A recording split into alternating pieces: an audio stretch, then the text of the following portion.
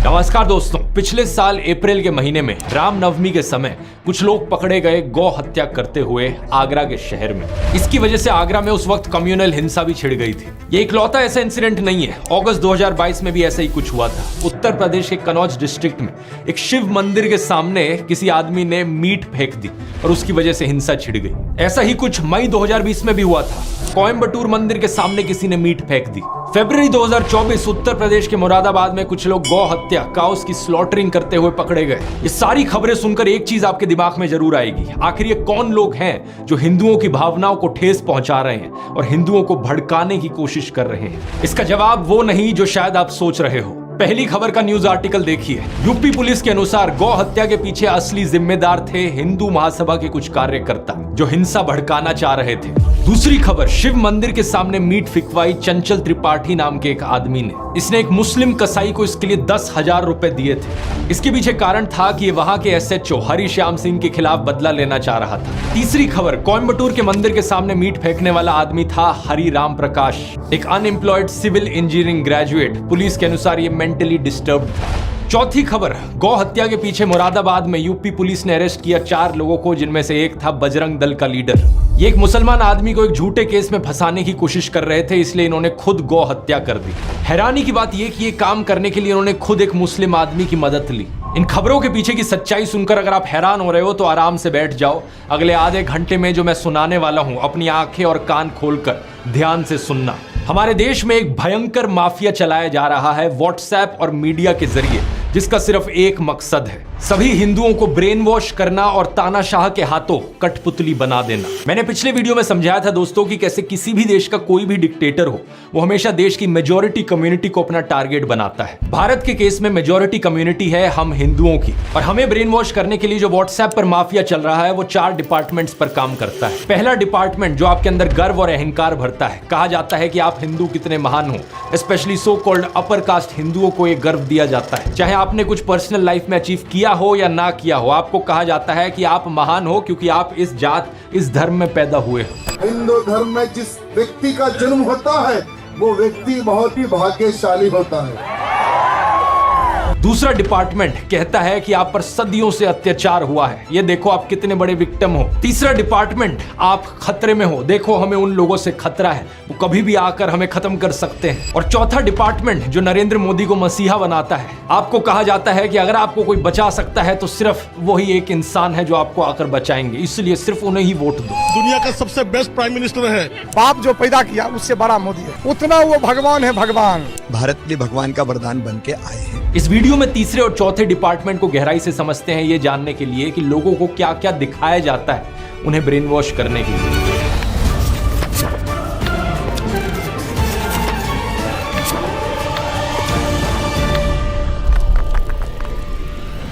दुनिया भर पर नजर डालें दोस्तों तो डिक्टेटर्स कई देशों में देखे गए हैं, चाहे ये पाकिस्तान हो, जर्मनी हो, चिली हो या रवांडा हो, लेकिन सभी डिक्टेटर्स के द्वारा टारगेट हमेशा मेजॉरिटी कम्युनिटी को किया जाता है। पाकिस्तान के देश में सुन्नी मुस्लिम्स मेजॉरिटी में है, तो उन्हें ब्रेन वॉश करने के लिए झूठी खबरें फैलाई गई कि कैसे देश की बाकी माइनॉरिटीज उनके लिए खतरा बन रही हैं। हिंदू, क्रिश्चियन, सिख, शिया मुस्लिम्स, अहमदिया मुस्लिम्स या फिर सूफी मुस्लिम्स ही क्यों ना हो। 2021 में BBC ने वीडियो रिपोर्ट अपलोड करी थी जिसमें दिखाया गया कि पाकिस्तान की स्कूल की किताबों में कैसा नफरतखोर प्रोपेगेंडा मौजूद है, जिसके जरिए बच्चों के दिमाग में जहर डाला जाता है। उन्हें ये कहानियां सुनाई जाती हैं कि कैसे हिंदूज और सिख्स ने लाखों औरतों बच्चों को मार दिया। मेरे पास मुताला पाकिस्तान बुक है और ये 11वीं और 12वीं जमात के लिए है। पेज नंबर 33 पे ये लिखा हुआ है, इंसानियत दुश्मन हिंदुओं और सिखों ने हज़ारों बल्कि लाखों औरतों, बच्चों, बूढ़ों और जवानों की इंतहाई बेदर्दगी और संगदिली से कत्ल किया और बेआबरू किया।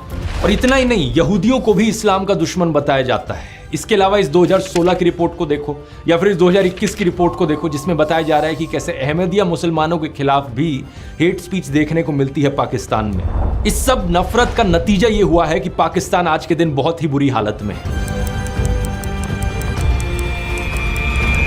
पिछले साल की वर्ल्ड बैंक रिपोर्ट देखो, 40% पाकिस्तानीज बिलो पॉवर्टी लाइन है। बेरोजगारी एक बहुत बड़ी मुसीबत बनी फिर रही है और कुछ ही दिन पहले IMF ने बताया कि पाकिस्तान में इस फिस्कल ईयर में नियरली 25% की इन्फ्लेशन देखी जाएगी। पाकिस्तान की मेजॉरिटी कम्युनिटी सुन्नी मुस्लिम्स को इस नफरत के जाल में फंसकर ब्रेन वॉश होकर क्या मिला? एक ऐसा देश जो रहने लायक नहीं है, जहां लॉ एंड ऑर्डर का कोई नामो निशान नहीं है। मेजॉरिटी कम्युनिटी के अंदर एक डर की भावना जगाने के लिए किस तरीके का खबरों के साथ खेल खेला जाता है, इसका एक अच्छा उदाहरण देखने को मिलता है आज से 100 साल पहले अमेरिका में। साल 1919 की बात है। वॉशिंगटन में एक 22 साल का ब्लैक क्रिमिनल कुछ लोगों पर हमला करता है और चोरी करता है। जिन लोगों पर हमला किया जाता है उनमें से एक स्कूल टीचर थी जो खुद एक ब्लैक औरत थी। इस इंसिडेंट को लेकर एक इंटरेस्टिंग बात यह है कि वॉशिंगटन के जो सारे अखबार थे उस वक्त के, वो या तो इस खबर को रिपोर्ट ही नहीं करते या फिर इसे पूरी तरीके से दबा देते। लेकिन 5 दिन बाद सेम शहर में सेम क्रिमिनल जब एक व्हाइट औरत पर हमला करता है तो सारे अखबारों की ये फ्रंट पेज खबर बन जाती है। इसकी वजह से अगले कई हफ्तों तक वॉशिंगटन में दंगे देखने को मिलते हैं ब्लैक्स और व्हाइट्स के बीच में। 39 लोगों को मारा जाता है और 150 से ज्यादा लोग जख्मी हो जाते हैं। जो एक्चुअल क्रिमिनल था इस केस में,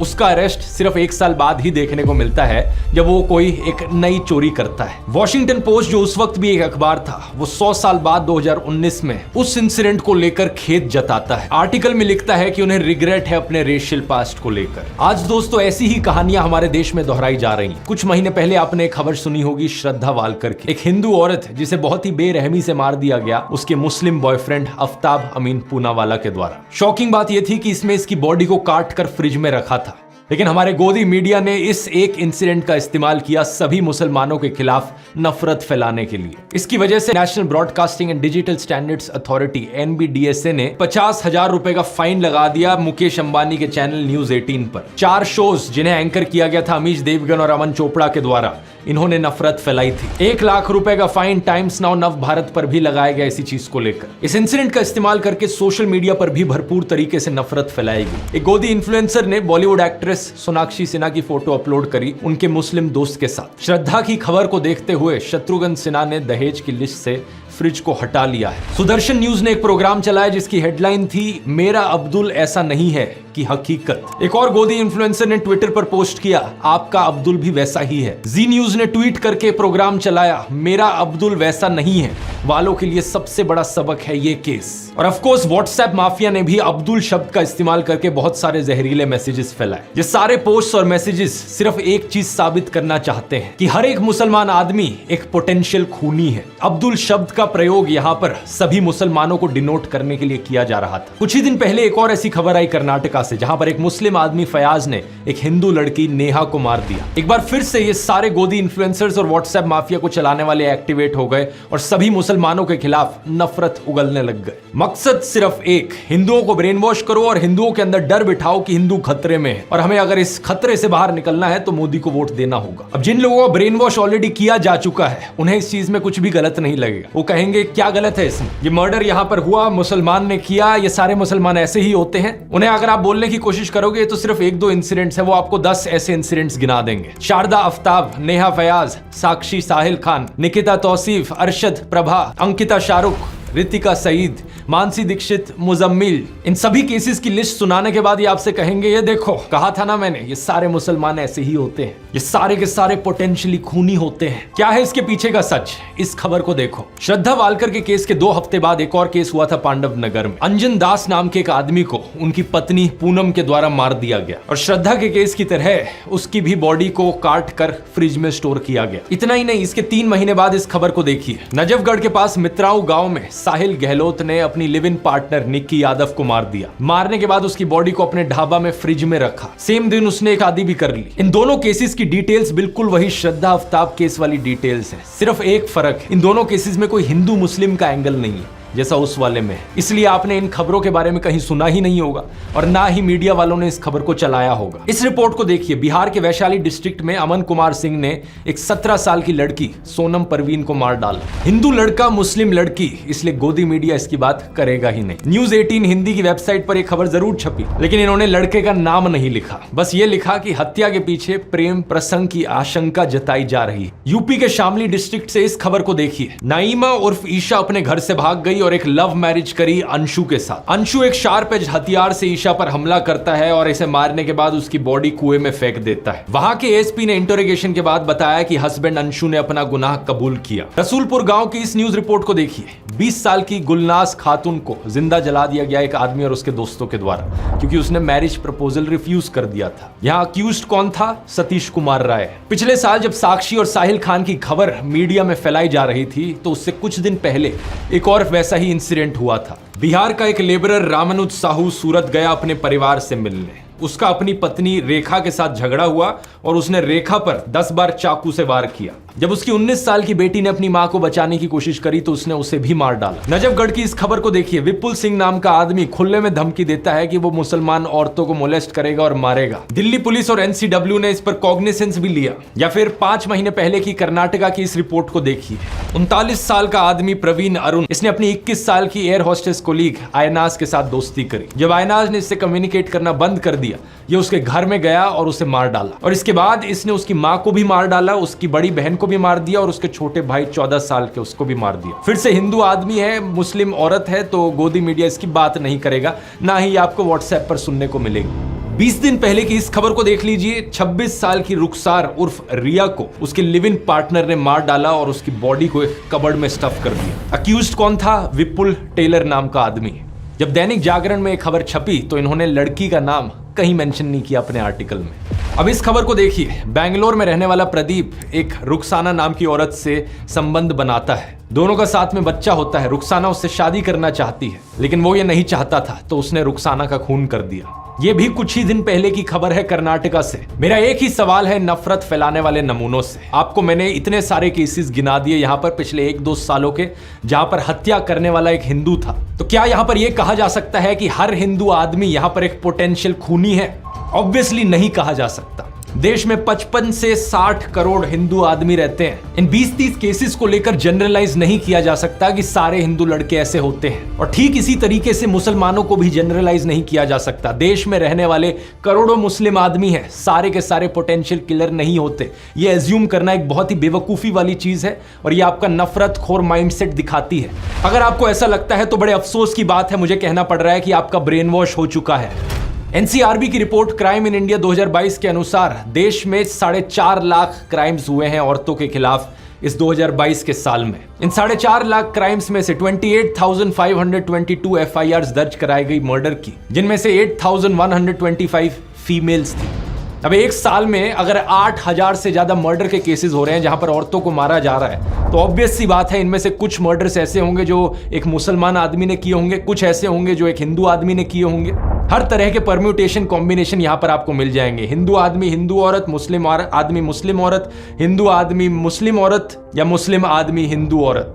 और सिर्फ हिंदू मुस्लिम ही नहीं, सभी धर्मों के आपको कॉम्बिनेशन मिल जाएंगे, क्योंकि 8,000 यहां पर बहुत बड़ा नंबर होता है। प्रॉब्लम यह है कि जिन लोगों का ब्रेन वॉश हो चुका है उनकी आवाज सिर्फ तब निकलती है जब उन्हें दिखता है कि हत्या करने वाला एक मुस्लिम आदमी था और जिसकी हत्या हुई वो एक हिंदू औरत थी। लेकिन इन सब लोगों के मुंह पर चुप्पी लग जाती है जब दिखता है कि यहाँ एक हिंदू औरत को हिंदू आदमी के द्वारा मारा गया, या फिर एक मुस्लिम औरत को हिंदू आदमी के द्वारा मारा गया। किसी भी नॉर्मल इंसान में अगर इंसानियत है तो वो इन सभी केसेस के खिलाफ आवाज उठाएगा जहां जहां औरतों का अत्याचार हो रहा है। कोई भी सेंसिबल आदमी यहां पर कहेगा सरकार को कि यहां सारे क्राइम्स को क्यों नहीं रोका जाता जो सारी औरतों के खिलाफ हो रहे हैं। असलियत में सॉल्यूशन ढूंढने की जरूरत है इस चीज को लेकर। ऐसा तो होगा नहीं कि पुलिस एक एरिया को सेफ बनाएगी सिर्फ हिंदू औरतों के लिए और मुस्लिम औरतों के लिए वो एरिया अनसेफ रहेगा। अगर किसी एरिया को सेफ बनाना है तो सभी औरतों के लिए वो सेफ बनेगा ना। सेलेक्टिव आउटरीच इन लोगों का सबसे बड़ा हथियार है। अगर आज मैं जस्टिस की डिमांड करता हूं तो मैं नेहा के लिए भी करता हूं और रुखसाना के लिए भी करता हूं। मैं उन सभी हिंदू और मुस्लिम औरतों के लिए जस्टिस की डिमांड करता हूं जिनके खिलाफ अत्याचार हुआ है। पुलिस को यहां पर स्पीडी इन्वेस्टिगेशन करने की जरूरत है। देश भर में अगर पुलिस वालों की कमी है तो स्टेट गवर्नमेंट्स को यहां पर और पुलिस को रिक्रूट करने की जरूरत है। कोर्ट्स अगर धीरे काम करते हैं तो उन्हें फास्ट ट्रैक ट्रायल करने की जरूरत है। तारीख पे तारीख देना उन्हें बंद करना होगा। और खून करने वाला चाहे हिंदू हो या मुसलमान हो, उन सबको स्ट्रिक्टेस्ट पनिशमेंट दी जानी चाहिए। अब मैं इन बीजेपी वालों को चैलेंज करता हूं कि ये सेम चीज बोलकर दिखाएं। इनका एक भी नेता, एक भी कार्यकर्ता ये सेम चीज बोल नहीं पाएगा, हिम्मत ही नहीं होगी, क्योंकि अगर इन्होंने ये चीज बोल दी तो इनका पूरा का पूरा सिस्टम खत्म हो जाएगा। हिंदुओं को ब्रेन वॉश करने का इनका यही तरीका है और इसके बिना इनका धंधा ही नहीं चलेगा। अरे किसी और धर्म की औरत को लेकर जस्टिस की डिमांड करे वो तो बहुत दूर की बात है, ये हिंदू औरतों के लिए भी जस्टिस की डिमांड नहीं करेंगे अगर इन्हें दिखा कि बीजेपी इन्वॉल्व है कहीं पर। अगर किसी हिंदू औरत को किसी हिंदू आदमी के द्वारा मारा गया किसी बीजेपी रूल्ड स्टेट में, या किसी कल्प्रिट का कोई बीजेपी कनेक्शन निकल जाए, तो इनके मुंह बिल्कुल बंद हो जाते हैं। दिसंबर 2019 में देख लो क्या हुआ था जब farmer BJP MLA Kuldeep Singh को कॉन्विक्ट किया गया किडनैपिंग और मोलेस्टिंग के केस में। इस केस में बहुत से विटनेसेस की मौत हो गई थी और इनके कार्यकर्ताओं ने क्या किया, इनके सपोर्ट में रैली निकाली थी। विधायक जी सरासर निर्दोष हैं, उनको फंसाया जा रहा है। कुछ महीने पहले एक IIT BHU का केस हुआ जहां पर 3 अक्यूज थे, कुणाल पांडे, सक्षम पटेल और अभिषेक चौहान। ये बीजेपी IT सेल की वाराणसी यूनिट का हिस्सा थे। इन्होंने अपनी फोटोज पोस्ट करी थी JP नड्डा के साथ, अनुराग ठाकुर के साथ, UP CM आदित्यनाथ के साथ। क्या लगता है आपको यहां पर किसी हिंदू औरत की इन्हें चिंता थी? बिल्कुल नहीं थी, क्योंकि इस केस में इनके खुद के लोगों पर आरोप लगा था बलात्कारी का। उत्तराखंड का ये केस देख लो, 19 साल की अंकिता भंडारी का। ये एक रिजॉर्ट में काम करती थी और इस रिजॉर्ट के owner farmer BJP politician Vinod Arya के बेटे पुलकित आर्या थे। इस पर इल्जाम लगा कि इसने अंकिता को मोलेस्ट किया और उसकी हत्या कर दी। लड़की के पापा को एक से दूसरे पुलिस स्टेशन तक भागना पड़ा FIR रजिस्टर करवाने के लिए। कुछ एक्शन सिर्फ तब लिया गया जब लोकल न्यूज पोर्टल जागो उत्तराखंड में इस मर्डर को हाईलाइट किया था। लेकिन बाद में पता है क्या हुआ, इस न्यूज पोर्टल के जर्नलिस्ट आशुतोष नेगी को ही पुलिस अरेस्ट कर लेती है, ये कहकर कि इसके इंटेंशंस पर हमें शक होता है। अंकिता भी हिंदू थी, लेकिन क्या व्हाट्सएप पर आपने इस मैसेज को पढ़ा? कभी नहीं पढ़ा होगा, क्योंकि इनका माफिया चल रहा है। श्रद्धा वालकर के केस में तो मुस्लिम ऑर्गेनाइजेशन जमात इस्लामी हिंद ने उसे कंडेम भी किया और किलर को लेकर हार्शेस्ट पनिशमेंट भी मांगी। नेहा फयाज के केस में अंजुमन इस्लाम कम्युनिटी के मेंबर्स ने कर्नाटका चीफ मिनिस्टर को लेटर भी लिखा, ये कहते हुए कि हम अक्यूज्ड फयाज के खिलाफ सीवियर पनिशमेंट की मांग करते हैं। लेकिन जो व्हाट्सएप फॉरवर्ड्स आपके फोन में हर दिन हर शाम को आ रहे हैं, वो व्हाट्सएप फॉरवर्ड्स आपको ये चीजें नहीं बताएंगे, क्योंकि उनका मकसद सिर्फ आपको ब्रेन वॉश करना है। वो सिर्फ आपके दिल के अंदर डर की भावना जगाना चाहते हैं कि आपको डर लगे मुसलमानों से और फिर इस डर के मारे आकर आप मोदी को वोट दो। मुझे बड़ा बुरा लगता है कहते हुए कि हमारे देश के प्रधानमंत्री के पास भी अब और कुछ बचा नहीं है। अब उन्होंने भी अपने भाषणों में ऐसे झूठ फैलाने शुरू कर दिए हैं कि हिंदुओं के अंदर डर बैठे और डर के मारे वो उन्हें वोट करें। ये संपत्ति इकट्ठी करके किसको बांटेंगे? जिनके ज्यादा बच्चे हैं उनको बांटेंगे, घुसपैठियों को बांटेंगे। पहली बात, कांग्रेस के पूरे मैनिफेस्टो में हिंदू और मुस्लिम शब्द का कहीं कोई जिक्र नहीं किया गया है और ना ही वेल्थ रीडिस्ट्रीब्यूशन शब्द आपको पूरे मैनिफेस्टो में कहीं मिलेगा। मेरी बात पर यकीन नहीं होता, आप इनका मैनिफेस्टो खुद जाकर देख सकते हो। कांग्रेस की वेबसाइट पर लिंक मैंने डिस्क्रिप्शन में भी डाल दिया है। Ctrl F करके वेल्थ रीडिस्ट्रीब्यूशन सर्च करने की कोशिश करना, कुछ नहीं मिलने वाला। उल्टा कांग्रेस के मैनिफेस्टो में बात करी गई है एजुकेशन की, हेल्थ केयर की, रोजगार की। इन्होंने कहा है कि ये 22 करोड़ लोगों को गरीबी से बाहर निकालेंगे, करोड़ों नौकरियां देंगे। राहुल गांधी ने अपनी स्पीच में भी ऐसा ही कहा था कि जितने रुपए नरेंद्र मोदी ने अडानी को दिए उतने रुपए ये गरीबों को देंगे, मजदूरों को, किसानों को और युवाओं को देंगे। जितना पैसा उन्होंने अरबपतियों को दिया उतना पैसा हम गरीबों को, पिछड़ों को, दलितों को, आदिवासियों को उठा के दे देंगे। दूसरी बात, प्रधानमंत्री ने बड़ी बेशर्मी से मुस्लिम्स पर वही स्टीरियोटाइप थोप दिया जो इनके व्हाट्सएप माफिया में फैलाया जाता है कि ये मुसलमान तो हमेशा ज्यादा बच्चे पैदा करते हैं। क्या प्रधानमंत्री ये खुद 5 भाई बहन नहीं है क्या? यूपी चीफ मिनिस्टर आदित्यनाथ को देख लो, उनके खुद 3 भाई और 3 बहन है। ये जो परसेप्शन बनाया जाता है कि मुसलमान ज्यादा बच्चे पैदा करते हैं, ये बिल्कुल बकवास परसेप्शन है, क्योंकि सरकारी रिपोर्ट्स को आप देखोगे तो ज्यादा बच्चे पैदा करना इसका फीमेल लिटरेसी से रिलेशन है। लक्षद्वीप में 96% लोग मुस्लिम है, लेकिन वहां की फीमेल लिटरेसी हाई है, इसलिए वहां का फर्टिलिटी रेट बहुत कम है। ऑन एवरेज लक्षद्वीप में एक औरत सिर्फ 1.4 बच्चे पैदा करती है, लेकिन देश भर में यह एवरेज 2 पर है। अब बिहार जैसी स्टेट को देख लो जहां पर फीमेल लिटरेसी सबसे कम है, इसलिए बिहार बर्थ रेट में सबसे ऊपर है। कुछ जगहों पर ये जो लोकलाइज ट्रेंड देखने को मिलता है जहां मुस्लिम्स का फर्टिलिटी रेट थोड़ा सा ज्यादा है बाकी रिलीजन से, इसके पीछे कारण भी लिटरेसी रेट है, क्योंकि हिस्टोरिकली मुस्लिम्स का लिटरेसी रेट हमेशा थोड़ा सा पीछे था, लेकिन अब मुस्लिम्स का बर्थ रेट सबसे तेजी से कम हो रहा है। लेकिन प्रधानमंत्री मोदी को इन फैक्ट से क्या फर्क पड़ता है? उनका तो एक ही फंडा है, झूठ बोलो, झूठ बोलो, झूठ बोलो। हमें सभी हिंदुओं को जागरूक करने की जरूरत है दोस्तों। जब ये डर का माहौल बनाने के लिए इनके पास असली खबरें खत्म हो जाती हैं, तो ये झूठी खबरें फैलाना शुरू कर देते हैं। श्रद्धा वालकर के केस में रशीद खान नाम के एक आदमी का केस निकल कर आया था। एक ऑन ग्राउंड न्यूज रिपोर्टर ने रशीद खान नाम के एक आदमी से बात करी जो श्रद्धा वालकर के मर्डर को जस्टिफाई कर रहा था। उसके खिलाफ एक FIR दर्ज करी गई और जब पुलिस ने उसे अरेस्ट किया तो पता है क्या पता चला? उस लड़के का नाम एक्चुअली में विकास कुमार था। रशीद खान बनने का नाटक कर रहा था वो। एक और ऐसा ही केस सामने आया जब एक फेसबुक पोस्ट वायरल होने लगी राजिया बानो नाम के यूजर नेम के साथ। इस पोस्ट में जस्टिफाई किया जा रहा था कि हिंदू औरतों के खिलाफ कुछ हो तो वो ठीक है, रिवेंज है। कुछ हिंदू अकाउंट्स ने बड़ी आउटरीच करी इसको लेकर कि ये मुसलमान हम लोगों से इतना नफरत क्यों करते हैं। और जब इस चीज का फैक्ट चेक किया गया तो पता लगा कि यूजर नेम गलत था। राजिया की जगह राजिया लिख रखा था और प्रोफाइल पिक के बारे में सर्च किया तो पता चला कि ये राजिया के यूजर नेम के पीछे एक पवन शर्मा नाम का आदमी था। इस बंदे की एक और पोस्ट मिली तो किसी ने कमेंट कर रखा था, शर्मा जी नाम क्यों बदल लिया?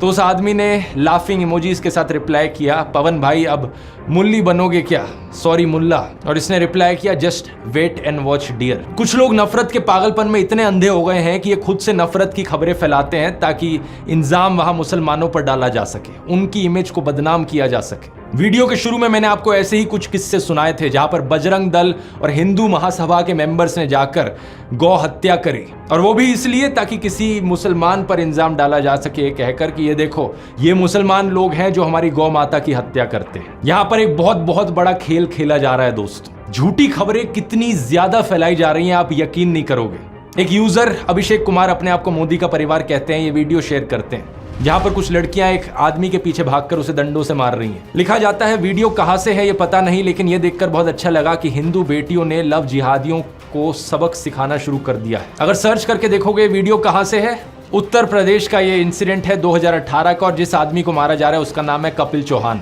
क्योंकि वो लड़कियों को छेड़ा करता था। बात यहाँ पर ये नहीं है कि मुस्लिम ईव टीजर्स नहीं हो सकते, बिल्कुल हो सकते हैं। ऐसे भी मुस्लिम होंगे जो अपनी आइडेंटिटी हिंदू नामों के पीछे छुपा कर रखते हैं और हिंदू लड़कियों को ट्रैप करने की कोशिश करते हैं। जैसे कि जुलाई 2022 का केस यूपी के आजमगढ़ में। ऐसे भी मुस्लिम्स हैं जिन्होंने हिंदू मंदिरों के सामने कुछ गलत किया है, जैसे कि ये वेस्ट बंगाल टेम्पल का केस जहां पर एक मुस्लिम आदमी ने उसके सामने पेशाब कर दिया था। लेकिन बात मैं यहां पर यह कहना चाह रहा हूं कि लॉ एंड ऑर्डर हमेशा काम करना चाहिए, हर इंसान को पनिशमेंट मिलनी चाहिए, लेकिन आपको जो दिखाया जा रहा है वो सिर्फ एक साइड की खबरें दिखाई जा रही हैं। और ये जो नफरत फैलाई जा रही है ये सिर्फ मुसलमानों के खिलाफ नहीं है, बल्कि बीजेपी के खिलाफ जो भी आवाज उठाता है उसके खिलाफ सिमिलर तरीके से कैंपेन चलाई जाती है। एग्जाम्पल लेकर देख लो कांग्रेस का। ये खबर सुनी आपने कि कांग्रेस लीडर रशीद अलवी ने राम भक्तों को राक्षस कहकर बुलाया। सिर्फ व्हाट्सएप पर ही नहीं बल्कि इस खबर को तो कई गोदी मीडिया वालों ने भी चलाया था। After Salman Khurshid, another Congress leader sparks a row. Congress neta Alvi compares those chanting Ram Bhakts to demon. Rashid Alvi साहब ने बोला कि ये जो जय श्री राम बोलते हैं ये सब राक्षस है, लेकिन ये सरासर झूठी खबर थी। सच बात यह है कि रशीद अलवी एक्चुअली में बात कर रहे थे रामायण की, जब मेघनाथ से लड़ते हुए लक्ष्मण अनकॉन्शियस हो जाते हैं और हनुमान उनके लिए जड़ी बूटी लेकर आते हैं। रावण कुछ राक्षसों को भेजता है जो अपने आप को एक साधु की तरह डिस्गाइज कर लेते हैं, कुछ ऐसे राक्षस जो खुद जय श्री राम का नारा लगाते हैं। यही चीज उनके द्वारा कही जा रही थी कि ये कुछ लोग जो राम का नाम ले रहे हैं ये असल में राक्षस हैं साधुओं के फेज में। वो अप्सरा बन जाती है और वो हनुमान जी से कहती है, हनुमान क्यों वक्त खराब कर रहे हो? तुम्हें तो सूरज निकलने से पहले जाना है संजीवनी बूटी लेकर। और ये जो सामने बैठा है जय श्री राम कह रहा है, मुनि नहीं, ये निश्चर घोरा, ये मुनि नहीं है, ये तो घोर राक्षस है। मैं आपसे बस इतनी बात कह के अब आपसे विदा लूंगा कि आज भी बहुत लोग जय श्री राम का नारा लगाते हैं, वो सब मुनि नहीं, वो निश्चर घोरा। बीजेपी वाले ये बात जानते थे, लेकिन जानबूझ के इनकी स्टेटमेंट को क्लिप किया गया ये दिखाने के लिए कि कांग्रेस मुसलमानों के साथ है, हिंदुओं के खिलाफ बोलती है। रवीश कुमार के साथ भी ये चीज अक्सर करी जाती है। दिल्ली में जब दंगे भड़के थे, शाहरुख नाम के एक आदमी ने गोलियां चलाई थी। व्हाट्सएप पर एक क्लिप काट कर डाली जाती है जिसके ऊपर नीचे कैप्शन लिखा जाता है, आतंकी शाहरुख को बचाने के लिए रवीश ने बताया उसे ब्राह्मण अनुराग मिश्रा। जो ओरिजिनल अनएडिटेड वीडियो है वहां पर रवीश कुमार कह रहे हैं अभी भी जरूरत है कि पुलिस इसकी पहचान को लेकर दोबारा बोले। पुलिस साफ कहती है कि शाहरुख है, मगर आप सोशल मीडिया में देखिए अनुराग मिश्रा बताया जा रहा है। अभी भी जरूरत है कि पुलिस इसकी पहचान को लेकर दोबारा बोले। इसके बाद एक एनडीटीवी रिपोर्टर खुद पुलिस से बात करते हैं और कंफर्म करते हैं कि इस आदमी का नाम शाहरुख ही है। नाम को लेकर कोई स्पष्टीकरण आया है कि नाम क्या है? शाहरुख नाम है उसका। एक और झूठ फैलाया जाता है कि रवीश कुमार कभी कश्मीरी पंडितों की बात नहीं करेंगे, जबकि उन्होंने कई बार एपिसोड्स बनाए हैं कश्मीरी पंडित पर, 12 साल पहले से लेकर एज रिसेंट एज 3 महीने पहले। लेकिन क्या फर्क पड़ता है, व्हाट्सएप पर जब लोगों को ब्रेन वॉश करना है तो उसके लिए कुछ भी बोल दो। एक और एक्यूजेशन जो इनके खिलाफ उठाई जाती है कि ये कभी कांग्रेस के खिलाफ नहीं बोलते, लेकिन 2014 से पहले की इनकी ये क्लिप देखो, कई रिपोर्ट्स मिल जाएंगी जब ये मनमोहन सिंह की सरकार के खिलाफ आवाज उठा रहे हैं। पिछले अगस्त में अयाज झांसवी के शेर से जवाब दिया था, तब कोयला घोटाले के आरोपों की आंच उनकी सरकार पर आ रही थी। 7 महीने बाद मनमोहन सिंह ने उन सवालों का जवाब दिया या अपनी आबरू के लिए खामोशी तोड़ी है। एस्बेस्टस के इसी तरह के हजारों कमरे गांव की जमीन पर बना दिए गए और मजदूरों को बोरी में आलू की तरह इनमें ठूंस कर रख दिया गया। अब मेरे खिलाफ भी ये लोग ऐसे ही झूठ फैलाते हैं। इस व्हाट्सएप मैसेज को देखो, पता नहीं कितनी बार इन्होंने इस व्हाट्सएप मैसेज को अपने ग्रुप्स पे बार बार फॉरवर्ड किया है। लिखते हैं कि मैं एक हिंदू ही नहीं हूं, मेरा नाम ध्रुव राठी नहीं है, मेरा असली नाम है बदरू रशीद।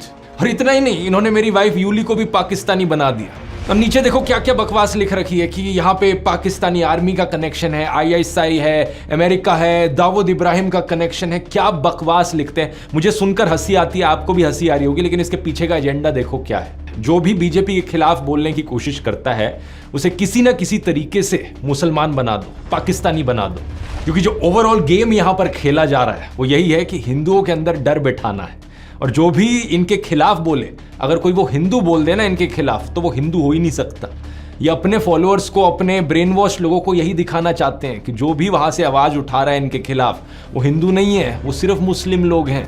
जो झूठ ये फैलाते हैं उसे ये डबल चेक भी नहीं करते। एक ये मैसेज था इनका जो फैलाया जा रहा था, अभी कुछ दिन पहले एक ये दूसरा मैसेज है इनका जो ये फैला रहे हैं। इस ट्वीट को देखो, इसके अनुसार तो मेरे फादर इन लॉ है एक्चुअली में पाकिस्तानी सिटीजन, यानी कि यूली के पापा।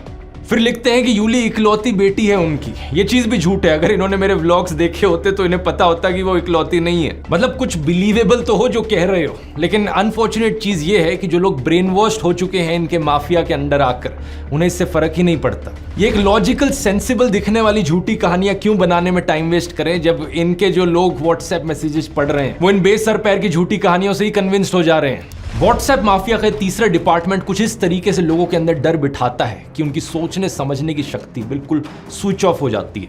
इसलिए बहुत जरूरी है लोगों को जागरूक करना इस चीज के बारे में, स्पेशली हिंदू लोगों को जागरूक करना, क्योंकि अगर किसी को सबसे ज्यादा बेवकूफ बनाया जा रहा है यहाँ पर, तो वो हम हिंदुओं को बनाया जा रहा है। इस माफिया के 2 और डिपार्टमेंट्स बचते हैं, आने वाले वीडियोस में उनको भी गहराई से समझेंगे, लेकिन तब तक काम रुकना नहीं चाहिए। हमारा ये संघर्ष देश के संविधान को बचाने के लिए है, देश के लोकतंत्र को बचाने के लिए। और अगर आप उन लोगों में से हो जिन्हें अभी भी लगता है कि नहीं देश में सब ठीक चल रहा है, देश में कोई तानाशाही नहीं है, तो जरा कुछ दिन पहले की इस खबर को देख लो जरा। सूरत की लोकसभा सीट पर क्या हुआ, कांग्रेस के कैंडिडेट को डिस्क्वालीफाई कर दिया गया और वहां बाकी 8 कैंडिडेट्स ने किसी ना किसी बहाने से विड्रॉ कर लिया, यानी कि इलेक्शन होने से पहले ही बीजेपी ने यह सीट जीत ली। इमेजिन कर सकते हो दोस्तों, लाखों लोग जो सूरत में रहते हैं उनका लोकतांत्रिक अधिकार उनसे इस तरीके से छीन लिया गया। इतना ही नहीं, अरुणाचल प्रदेश में भी ऐसा ही कुछ हुआ। बीजेपी ने 10 सीटें ऑलरेडी जीत ली वहां पर इलेक्शन होने से पहले ही। और इस खबर को देखो, जहां पर दिल्ली में वो चुनाव हारने वाले थे उन्होंने इलेक्शन ही नहीं होने दी एमसीडी की। इससे पहले चंडीगढ़ की इलेक्शन में सीधा सीधा फ्रॉड करने की कोशिश करी गई थी बीजेपी को जिताने के लिए। मतलब समझ रहे हो आप इस सब का दोस्तों, जो पहले चंडीगढ़ में हुआ, जो आज सूरत में हुआ, वो कल पूरे हिंदुस्तान में होगा अगर इन्हें इसी तरीके से जीतने दिया गया तो। 1 नेशन 1 इलेक्शन तो सिर्फ दिखावे का फंडा लगता है। अगर देश इसी तरीके से आगे बढ़ता रहा तो यहां पर जल्द ही 1 नेशन 0 इलेक्शन होगी। चुनाव होने से पहले ही बीजेपी के कैंडिडेट्स जीतते जाएंगे। क्या आप ऐसा देश देखना चाहते हो जहां पर इलेक्शन के कोई मायने ही ना रह जाएं? इस चुनाव में दोस्तों हमें अपनी पूरी जी जान लगानी होगी देश के लोकतंत्र को बचाने के लिए। मैंने तो अपना पूरा करियर यहां दांव पर लगा दिया है, क्योंकि मैं चुप नहीं बैठ सकता, मैं देश को ऐसी हालत में गिरते नहीं देख सकता। इसलिए मैं बार बार कह रहा हूं अपनी आवाज उठाओ, क्योंकि शायद दोबारा कभी मौका ना मिले। 3 स्टेप्स मैं आपको दोबारा से बताना चाहूंगा। स्टेप 1, मेरे व्हाट्सएप चैनल को जाकर ज्वाइन करो। इसका लिंक इस QR कोड में मिल जाएगा, या लिंक डिस्क्रिप्शन में भी है। अगर ये लिंक आपके लिए खुल नहीं रहा तो व्हाट्सएप ऐप को अपडेट करो अपने फोन पर। चैनल ज्वाइन करने के बाद बेल आइकन दबाओ नोटिफिकेशन का। हमारा मिशन है 100 करोड़। हम व्हाट्सएप पर एक ऐसी आंधी लेकर आएंगे सच की कि इनका ये पूरा व्हाट्सएप माफिया दब जाएगा। स्टेप 2, वोट करना मत भूलना। वोट करना बहुत बहुत जरूरी है। अपने परिवार में अपने दोस्तों तक ये चीजें पहुंचाओ। और स्टेप 3, जितना आप अपने आसपास के लोगों को जागरूक कर सकते हो करो। वीडियोस बना के करो या घरों से बाहर निकलो, गांव में जाओ, मोहल्लों में जाओ, सड़कों पर घूमो, लोगों तक ये संदेश पहुंचाओ कि देश कितना खतरे में है। मुझे नहीं पता अंत में हमारी ये कोशिश सफल होगी या नहीं, लेकिन एक बात जरूर पता है मुझे, मैं अपने आप पर हमेशा गर्व करूंगा कि मैं चुप नहीं बैठा रहा। मैंने अपनी तरफ से पूरी कोशिश करी, आखिरी दम तक कोशिश करी। जय हिंद।